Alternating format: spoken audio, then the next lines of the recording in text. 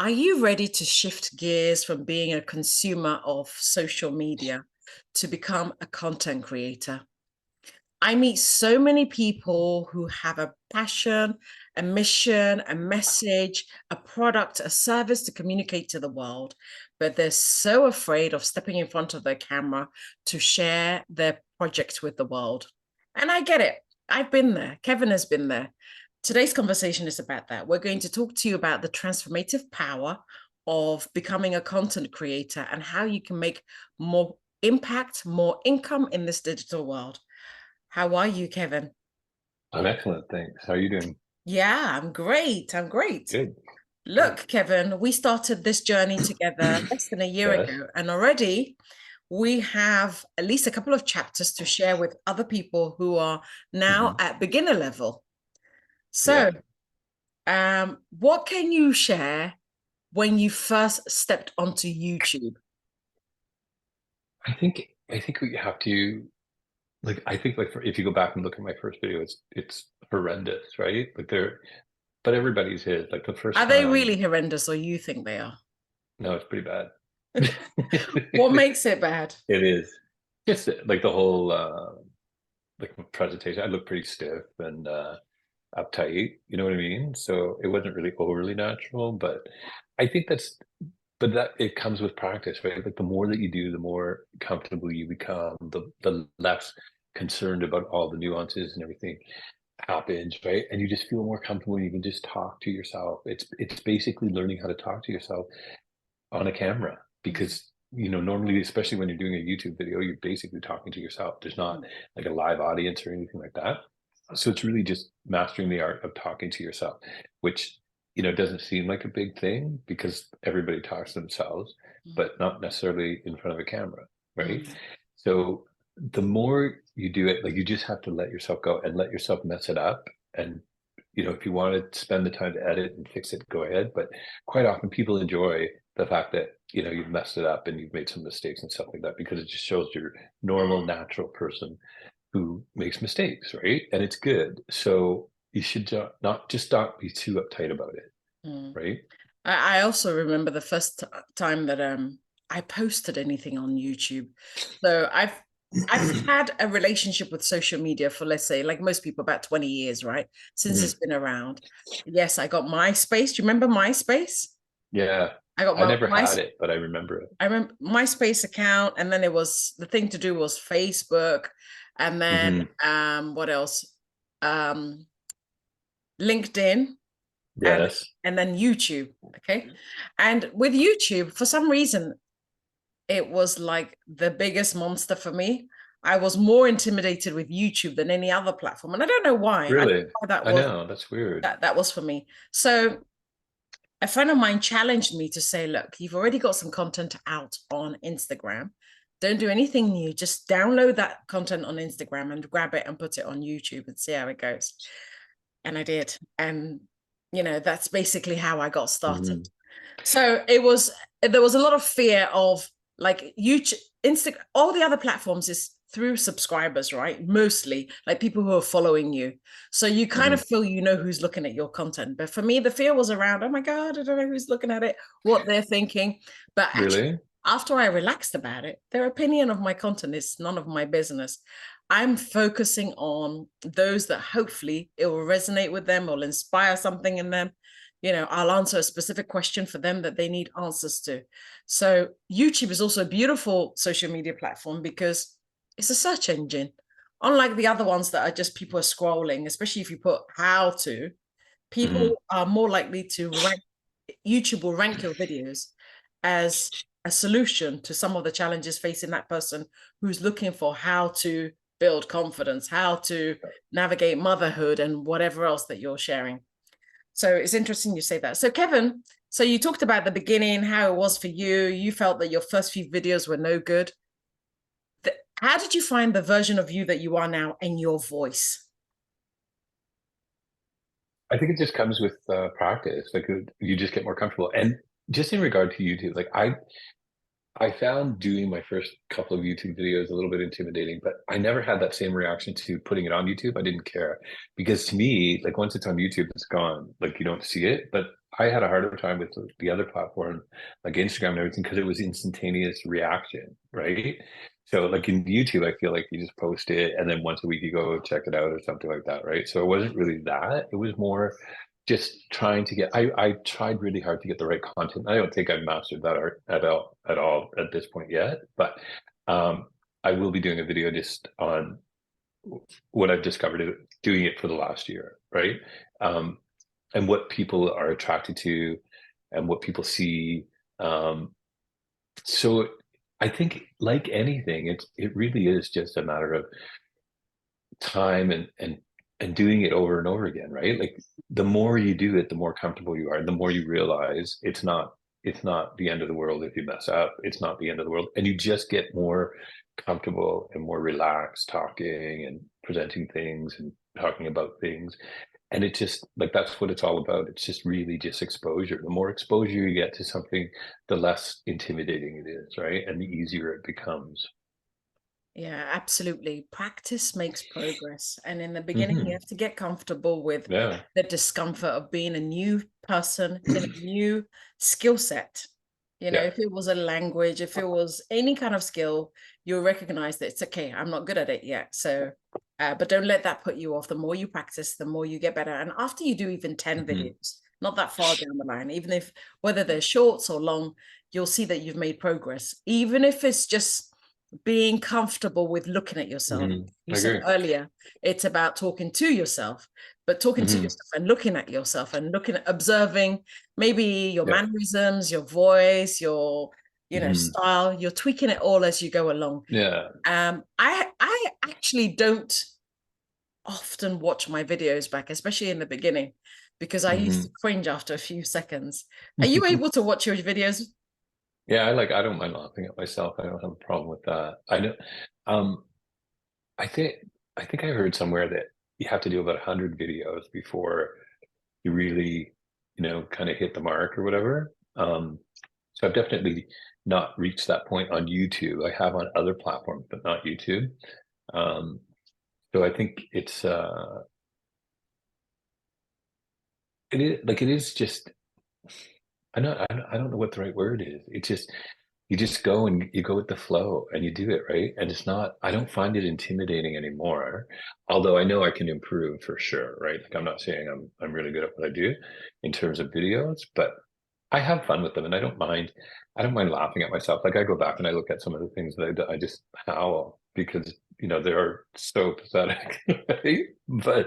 But you can do that to anyone. Like look at Tony Robbins' first videos and Dean Graziosi. Like they're all the same. Everybody's the same because everybody has to start somewhere. And when you start something, you're not going to be good at it. It Yeah. just it's just like a sport. You start playing football, you're not good at football. Like nothing like you can have natural talent, but you still have to work on preparing that and making that work for you. So Okay, so I heard you say that you're not good, you weren't good then when you started, and you still see that there's improvement to be made in yourself.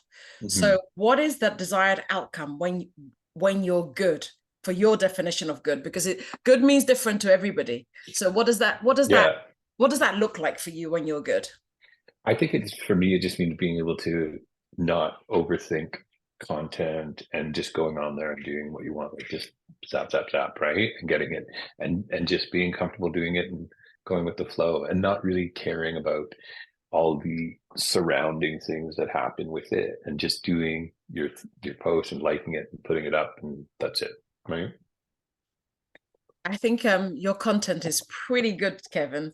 And I Thanks. love the consistency and how frequent you are at popping them out. And it looks effortless for you. So it's interesting to see that in an inside game and in the inner world, it doesn't feel that way. But your videos are so natural, free flowing that it looks effortless. So Thanks. I find for me, I find if I script something or try to follow something, it's you can tell and it's really not good or as free flowing, I guess would be. So when I just go on the like if I know what I want to talk about and I just let myself talk about it, they turn out to be much better. hmm. That's what I find anyway. Okay. So they say that reasons comes first and the results come after. Before you start anything, you have to have a compelling reason why you're doing it. And all of our reasons are going to be unique and special to us. So, Kevin, what was your burning desire? Napoleon Hill talks about having a burning desire because the road to success is bloody bumpy. But when you remember why you're doing it, the discomfort, the shame, the failures, the setbacks, you're able to get up quickly and keep going. So, what are your reasons for sticking to being on social media, particularly YouTube, and what keeps you going?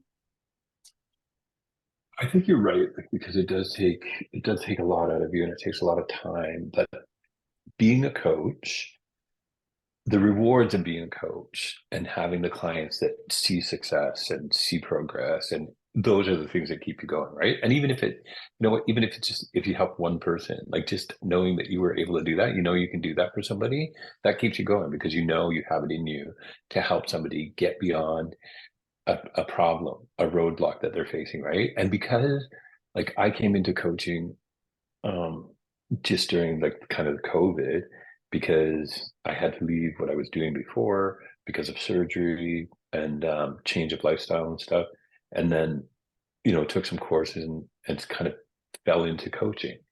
And I realized upon that, like I had so much to offer in terms of coaching, like not necessarily one niche either, right? Like I'm a parent and I have had experiences with my children who were drug addicts and alcoholics and all of the struggles that go with that.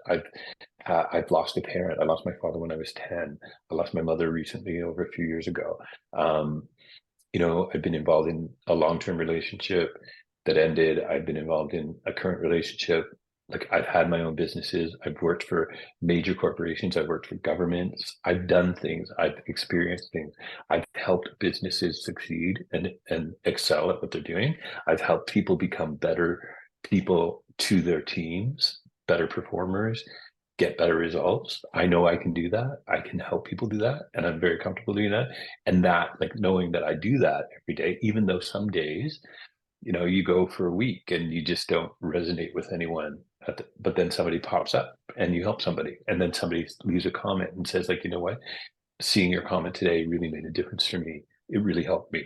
That's all it takes. Like, because you're actually affecting someone or helping someone. And that's, in terms of coaching, that's what that's about for me. Mm. Now, everybody's different. Everybody has a different reason for doing stuff. Like if some people want to do it just for entertainment purposes. Some people want to do it to learn other things. That's perfectly fine, right? But for me as a coach, knowing that I have an effect on somebody and I can help somebody, that's what keeps me going. That's what makes me want to keep doing it and try different things and see if I can reach the people that I look at my situation, what I've gone through, or even what I'm currently going through, because you're constantly changing, you're constantly improving yourself, right? And that's what you want to do, and that's how I want to get across to people that it's never too late to improve. It's never too late to do something different.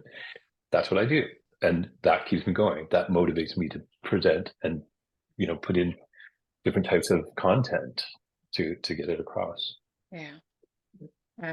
Everything you said, I completely agree with. And I think anybody watching who is thinking about stepping onto YouTube to share their content and their message has their own compelling reasons, but it's very similar. It aligns with the goals and dreams that they have to make an impact or make an income or grow themselves professionally or personally. For me also, I feel like YouTube being such a great search engine, and anybody searching for some solution, an idea, inspiration, you have the opportunity to pop up with your nugget or wisdom. Then yours might be the key to unlock their particular stage or stuckness or limiting belief that they're experiencing in this moment in time. Unlike other platforms like, say, for example, Instagram, where if the person catches it as live content or more recent feeds, they'll see it. YouTube is an amazing platform because it's evergreen. As long as the content is titled properly, you have more chances of making an impact with your message and your work than any other platform. And also with technology advancing the way it is, and a lot more of us having the opportunity to work from home, you can host events in person, and that has loads of value. But it's also great to put out content that people might research you before they come and meet you in Yeah. person. I Yeah. do it because obviously I make an impact sat with the client, but before a client session, they might check out who I am. And people buy from Mhm. people they know, like, and trust. I want them to get to know me. Yeah. I want them to maybe resonate with some of the information or nuggets that I Yeah. produce, and also trust that they're in a good space, when they know a little bit about you. And on here, we do share, not just post about the solutions that we offer to challenges facing them. We share us. We show our humanity. We share our stories, our Mhm. challenges, our struggles. Um, Everybody has a story. Everybody has something they've overcome. Everybody's experienced setback, and YouTube is a great opportunity to normalize that and humanize all our ups and downs, and have somebody Mhm. see that, oh, I'm not Yeah. alone. She went through Yeah. something. He went through something. Success is not a linear Yeah. road. It can be bumpy, It's windy. exactly, it's stories and learning. It's like a platform of everything. There's everything that you can imagine on there, right? Like if even when I'm doing something around a house, if I'm not overly familiar with it, like I wouldn't go to YouTube and put it in there, and there's always Exactly. somebody, I do right? too. It's my Like, go-to yeah, completely. I Yeah. know.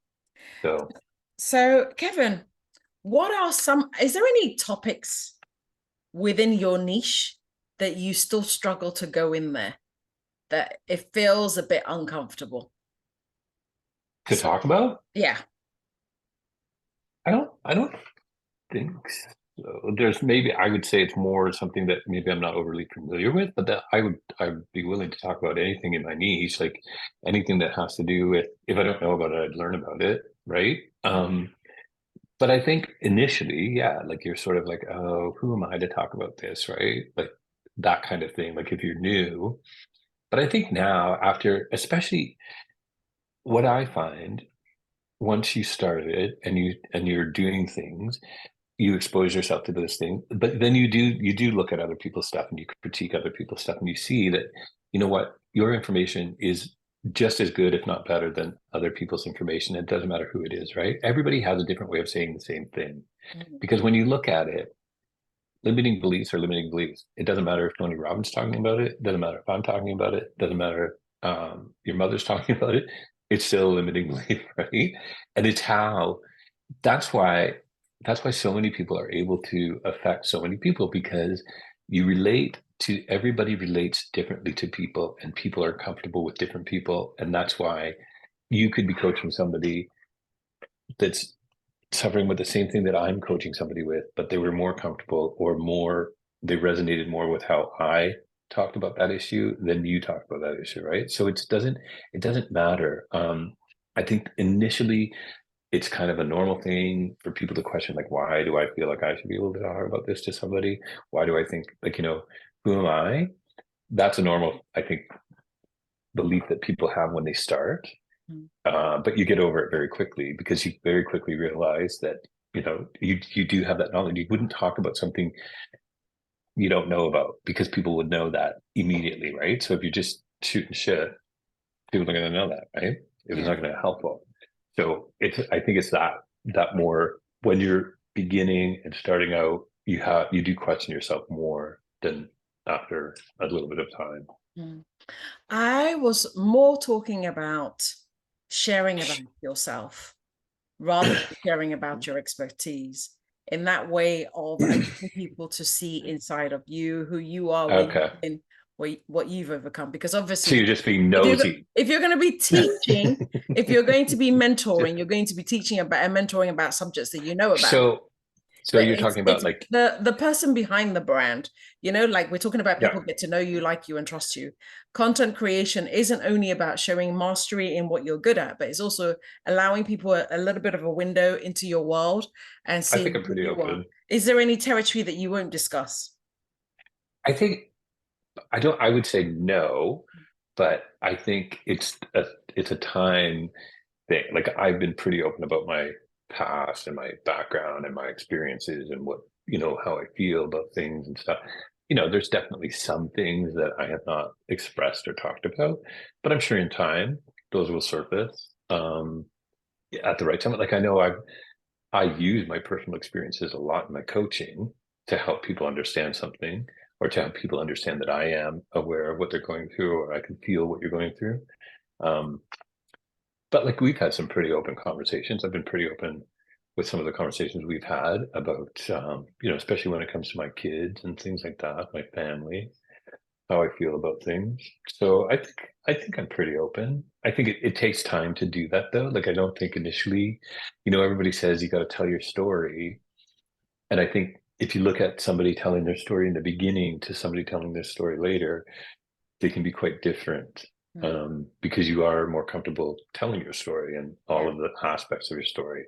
So I don't think that people are not necessarily telling the true story. I think they're just giving you the circumference of the story. And then as you grow, you get deeper into that nucleus of what's happening, and what it's all about, and what the deep rooted things are that led you to where you are, right? I So, enjoy and find it extremely refreshing the way you are so open about all of the past versions of you, the young boy that left home, to, how you've navigated various relationship and roles and responsibilities that you've handled, all the triumphs and, downside to all of it. You share every mhm, aspect of you, and I really find that refreshing. I also feel like I'm fairly open, but I feel like mhm, I find in terms of content, I don't tend to share content that I'm still going through and I haven't figured it out yet. Some right. people are still processing it. Like 2 years ago when my father died, I Mhm, did talk about it, but I hadn't fully processed what I think about grief, how it's impacting my life. Like, I hadn't found the language to express my feelings yet. So I always feel like, okay, I share, but I share from a place of either healed. So past mhm, now, and I can share what I've learned yeah. by growing through it and going through it. But I don't tend to share things that are raw and live for me, because sometimes I don't even have the language for it. Mhm, So if you're watching and you're like, oh my God, I don't know what to share, a good place is share what you know. Number one, Kevin yeah. was thinking about share what there are going to be topics that you're amazing at. Go to your strengths, go to where you got your Yeah. mastery, go to where you're really good at talking about it, goes what feels Mhm. and flows. And then share from a place of healed. Everything you have to share is valuable, but imagine advising your younger self. What would you tell your younger Mhm. self about whatever topic that's coming up for you? Share from that perspective. Yeah. And most of all, just get comfortable showing up. This Yeah. isn't like school where you're graded on, oh, you won, you failed, or you got 2 marks less. Nobody's grading Mhm. you. the only Yeah. the only judgment really that you should care about is you judging yourself. And if you're going to compare you to an earlier version of you. Kevin was talking about, going back to his old videos and how they were versus how he's showing up today. Yeah. And just notice your progress and celebrate your progress as well. Sometimes we're too harsh on ourselves. Yes, there is another level inside of you and you're striving for more. But when you have accomplished and seen progress, celebrate that progress, because that then releases energy and excitement for you to keep going. Kevin, I wanted to Mhm. finish off talking quickly about YouTube burnout and social media burnout, because it can be incredibly demanding to keep up with the pace and the frequency Yeah. and the algorithms and all of that. How do you find balance and avoid burnout? I think there's a couple of different ways that you can do that. So, one, you know, they're all the platforms are a little bit different. Mm. So some of them require, people tell you different things all the time. Post 5 times a day, post once a week, post this, that, post that, right? So if you can do whatever you want. You're going to get whatever you do. Just make sure, like, don't post and leave it alone. Post and interact, and get some engagement and things like that. But it doesn't matter how often you do it. If you want to post something every single day, sometimes it's good to have like a content calendar, they call it, right? And then you can either do like short little videos ahead of time and put them in there and they automatically post. So it leaves you like, so let's say a 7 o'clock in the morning post and a 5 p.m. post, you can do those in automated posts, right? As opposed to worrying about doing one every day and then just do one a day, right? Or you could post, say, Monday, Wednesday, Friday, and Sunday, different topics, different types of posts, right?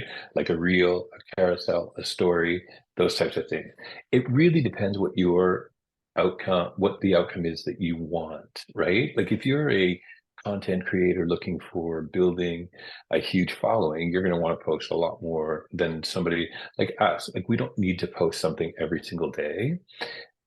If you post, like if I post something on Monday, I can leave, like I would post like Monday, Wednesday, Friday.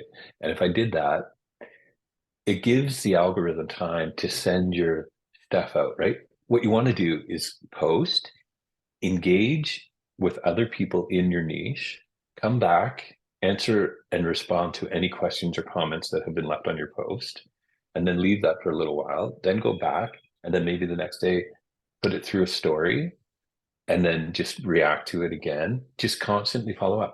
But if you leave it, like the longer you leave it, it comes back. Like if you'll notice that if you have a post and like, today you post something and tomorrow you see it like, oh, 57 people. Then next you leave it alone, a week later, you got 500 people because it keeps going, right? And that's where you have to be patient and you have to let stuff flow. And if you find that after a week it's not increasing, then maybe that's not something that maybe you should change it up a bit next time, right? But you really have to let it play out, I think, instead of, you can go nuts literally trying to keep up with everything because for every post that you put, somebody else is putting a post on how not to do that or how to do it differently or do something else. And you'll go crazy, like really. Or, like you and I are both the same. Like we follow somebody that here's an Instagram trick you didn't know. And then you could constantly be doing these little tricks on your post, but they're time consuming and it really depends on what you're trying to accomplish, right? Like for me, I just want to get my message out there, and I just want people, at some point when I'm big enough, I might get somebody who does videos for me or something like that, right? But right now I do it myself, and they're not great. I mean, they're regular Joe videos.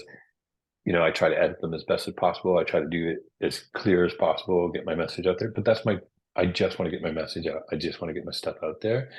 I'm not, I'm not trying to be a movie maker. I'm not trying to be like a Hollywood star, you know. I'm just trying to get my stuff out there. And I'm trying to do it in a way that is consistent and, informative and fairly quality ridden, right? Um, in everything that you want to create in this world, there's a strategy for success, and there's Yeah. various strategies. Kevin has given one example of a strategy that he follows, which is a content plan, laying it out on specific days, having an understanding about what it is that you want to share, whether a post, a reel, a carousel, going live, the whole combination. But this is just a guideline, guys. If you're absolutely brand new, you decide what that is for you and Mhm. you work it. Yeah. How much I would time you say have? initially, don't even worry about following the algorithm treadmills and what the recommendation or the experts' requirements are. Just get comfortable showing up. You Yeah. do it Just as show up. frequently as possible, but try to make it consistent. If it's even Mhm. once a week, that's the frequency that's comfortable. Make sure you decide, I go live every Tuesday at 2 o'clock, because the consistency is what's building your community, is what's building your following. In the end, people will start looking out for you. Oh, on Tuesday at 2 o'clock, I like Amber and Kevin who go live together. Yeah. Let me Yeah. tune into Instagram. I'll find them here. You'd be surprised how many people actually get to enjoy who you are and what you're saying and come looking for you.